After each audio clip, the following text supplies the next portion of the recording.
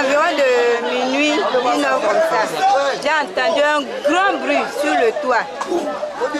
Quand j'ai entendu le bruit là, j'ai eu tellement peur. Je prenais mon fils pour qu'on sorte de la maison. J'ai pensé que la maison a pris feu. Maintenant, après je me suis ressaisie, j'ai commencé à prier. J'ai prié, je priais, je priais, je priais.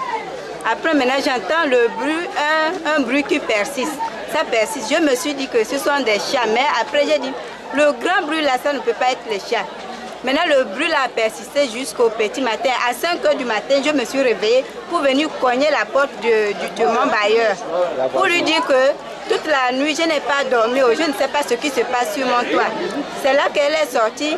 On est monté vers le haut. Là, quand on a regardé sur le toit, on a vu un monsieur sur le toit. On ne sait pas qu'est-ce qui s'est passé. Et il se retrouve sur le toit là. Donc il est là depuis minuit. Minuit. Il ne bouge pas. Il ne bouge pas. Il fait seulement le bruit. J'entends encore le bruit des toits. Il y a le bruit des toits là-bas dessus. Est-ce que là, le corps est là-bas? Oui. C'est ça, c'est ça qui est là. La femme est venue dire que le corps est au lit. La femme lui bouscule comme ça, lui bouscule. La femme est où? La femme a demandé la femme à là-bas. C'est pas un voleur. On voir la femme comme ça, on va aller vérifier si le corps est là.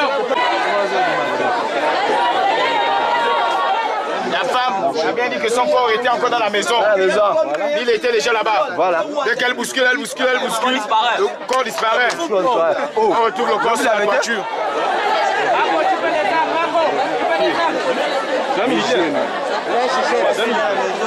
Si les gens du quartier n'avancent pas, c'est à cause de tout cela. Il m'a dit aux gens que venez, je vais vous trouver le travail au port. Ils nous ont appelé venir travailler. Donc si on était parti là-bas, on devait mourir.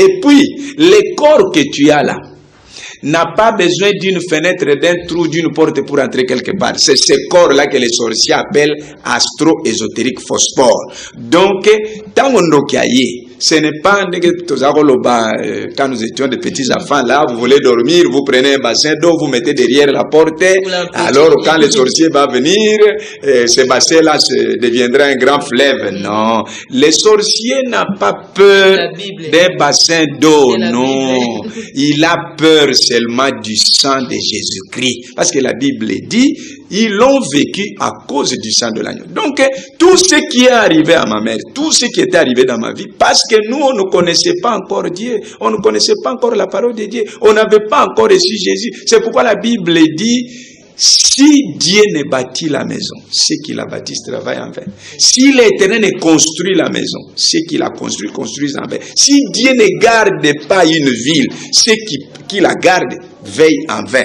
Donc, ça aussi, c'est quelque chose de très important pour dire à ceux qui nous suivent que si tu n'as pas encore reçu Jésus, c'est le moment de le faire, parce que sans Jésus, tu ne peux pas combattre la sorcellerie et tout l'arsenal du monde des ténèbres. Il faut le nom de Jésus, il faut la parole de Dieu, il faut avoir les pieds dans la parole, sur les rochers de la parole de Dieu.